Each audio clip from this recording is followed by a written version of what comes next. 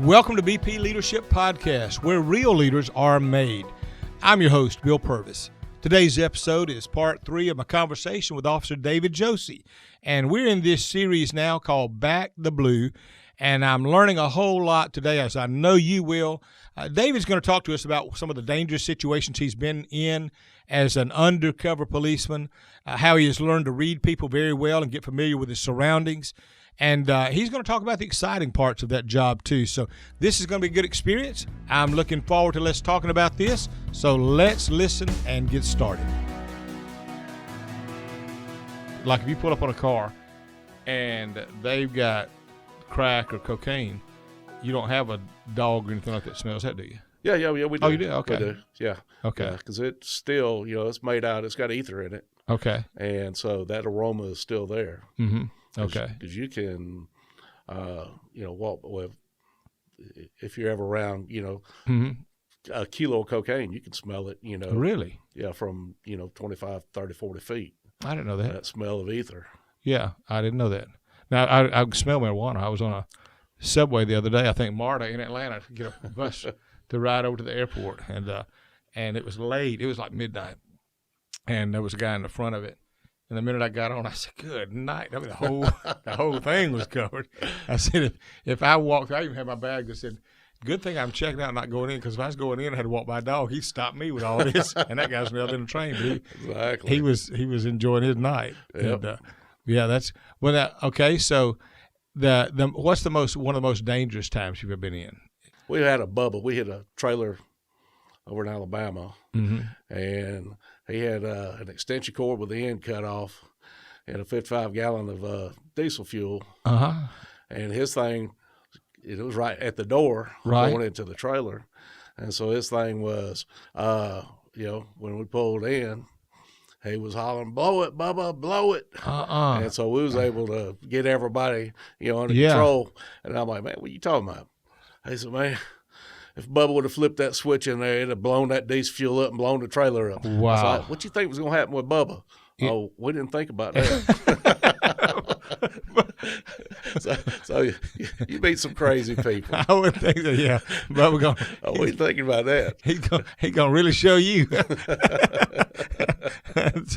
That is funny. Yeah, But now your face was recognizable among a lot of folks anyway, though, wasn't it? I mean, yeah. After a period of time, I became a popular person to where I've heard conversation in a house mm-hmm. To where this was a bunch of meth heads that were hanging out mm-hmm. and brought my name up. And I was voted the most hated. That may be a good thing. And I just died laughing. Now, was your disguise so good that most people that knew you didn't even know it was you? Yeah. Yeah, how about that? Because I've been in restaurants before, and I'd see somebody I know, and I'd go over to speak, and they're just staring at you. "David, is that you?" Yeah. "Man, you had me." Yeah. You had me.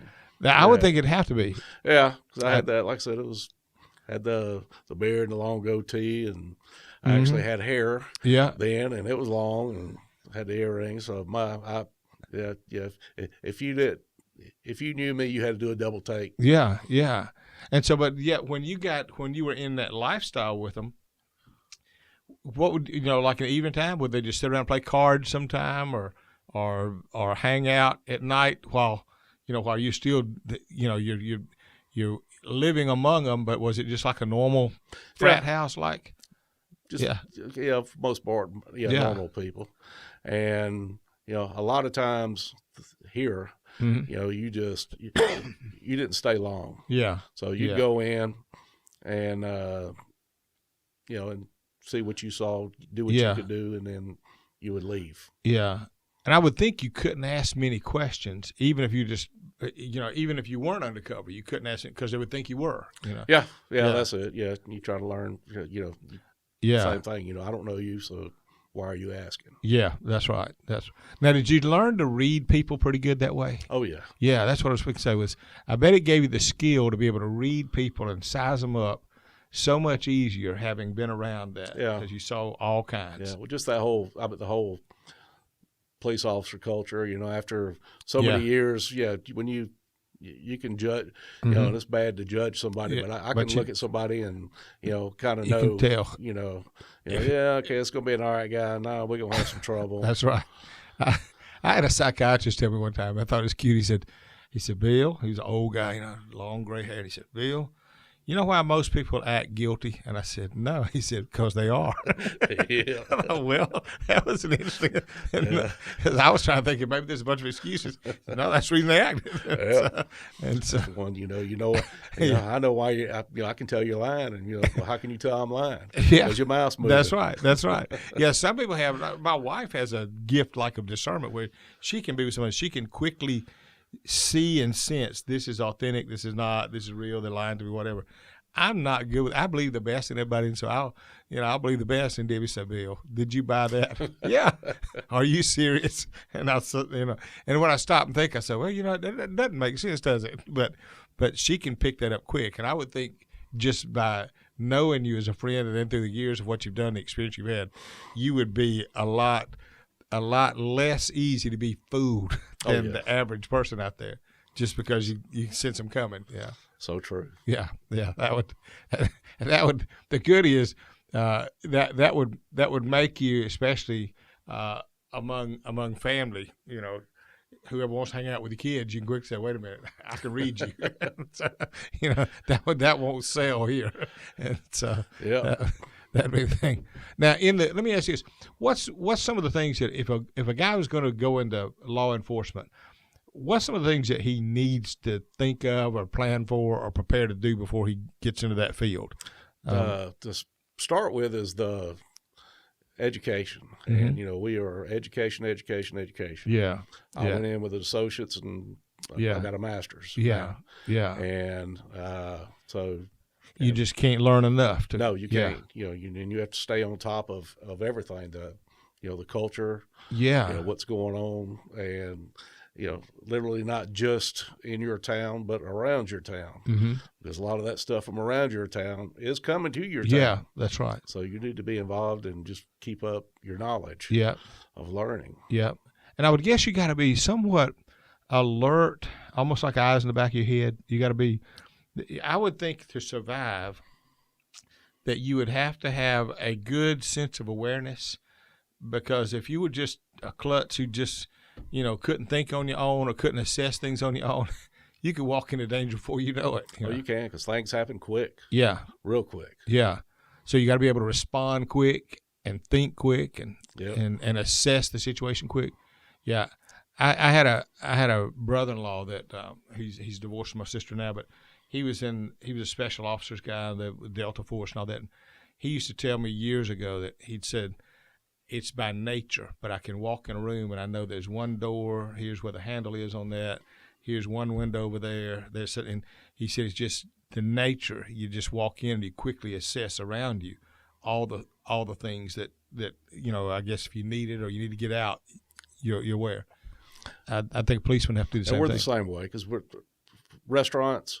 Mm-hmm. We sit to where you don't sit with your back toward the door. You sit where you can see the door. Okay. And I'll sit, when family and I go eat, we're in a corner of a restaurant to where I can see everything in the whole restaurant. Yeah. So if something happens and I need to get them out, I can get them out. That's right. You're prepared. Yeah. That's the thing. I think being, we had a guy, you knew him, young Josh McQueen. He went on police force. Yeah. Was there just a short while. Walked in on a house where there was a burglary. And a guy was behind the door and shot him. Yeah. Fortunately, he had a vest on, so it stopped it.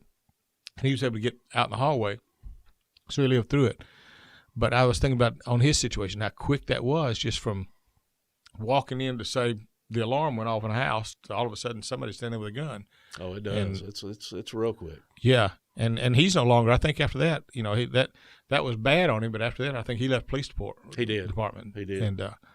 And you'd think, unless you want to do that or you want to think about that every time you go behind a door, maybe the best thing to do.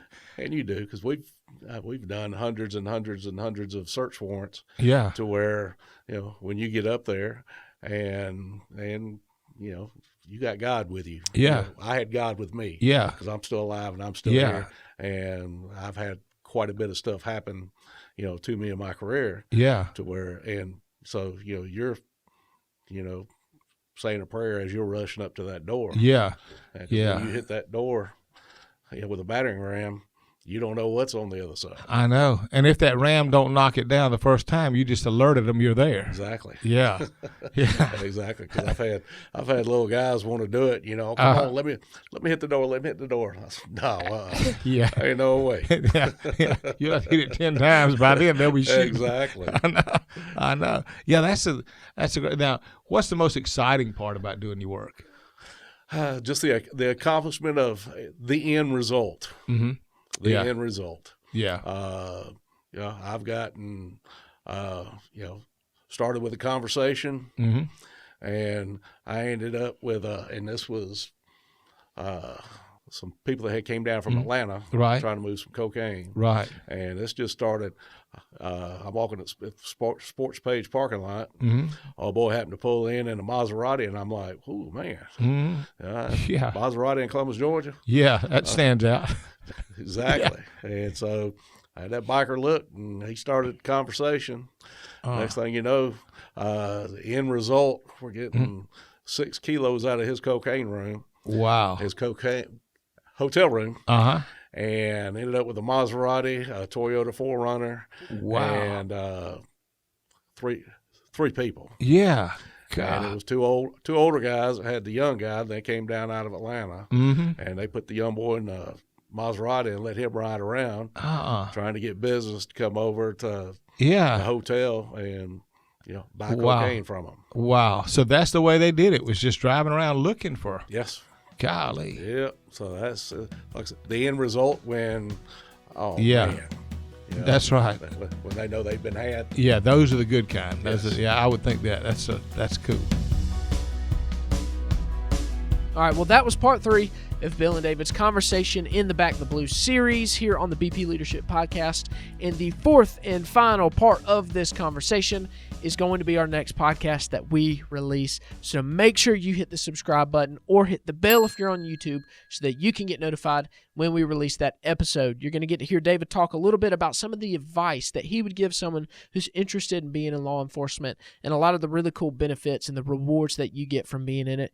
A lot of neat stuff. And of course, as you can tell from the past parts of this podcast, he's going to have some really cool stories that he's going to continue to share as we close out this series of the Back the Blue. So make sure you stay tuned, hit the subscribe button like I said, and as always, tell your friends, your family members, your coworkers about us, because this podcast is growing like crazy, and it would not be growing the way it is if it weren't for you. So make sure you share it, subscribe it, tell your friends and family members and coworkers about it so that we can continue to grow this influence and get a lot of people to hear these really cool stories like David's as we move forward. So thank you guys again for joining us. And as always, remember that this is where real leaders are made.